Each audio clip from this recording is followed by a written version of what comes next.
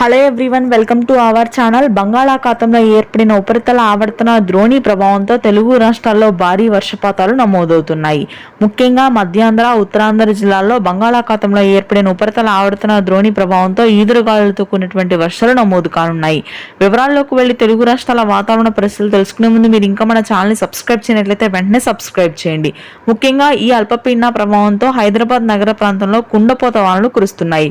Kukatpally, Nampally, Khairatabad, Adibatla, Ghatkesar, Vanasthalipuram, GHMC ప్రాంతాల్లో భారీ వర్షాలు, లింగంపల్లి, గచ్చిబౌలి ప్రాంతాల్లో రానున్నటువంటి 3 రోజుల పాటు భారీ వర్షాలు, ఈదురుగాలులు ఉంటాయని ప్రజలందరూ అప్రమత్తగా ఉండాలని వాతావరణ కేంద్రం హెచ్చరికలు జారీ చేసింది.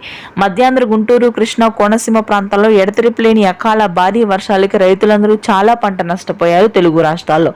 ఇక శ్రీకాకుళం, విజయనగరం, విశాఖపట్నం ప్రాంతాల్లో ఈదురుగాలులతో కూడినటువంటి భారీ వర్షాలు నమోదు కానున్నాయి.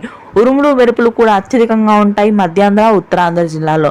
ప్రస్తుతానికి రాయలసీమ వ్యాప్తంగా కొంతమేర పొడి వాతావరణమే నమోదవుతుంది. దాదాపుగా ఉష్ణోగ్రతలు పెరిగి పొడి వాతావరణమే ఉంటుంది.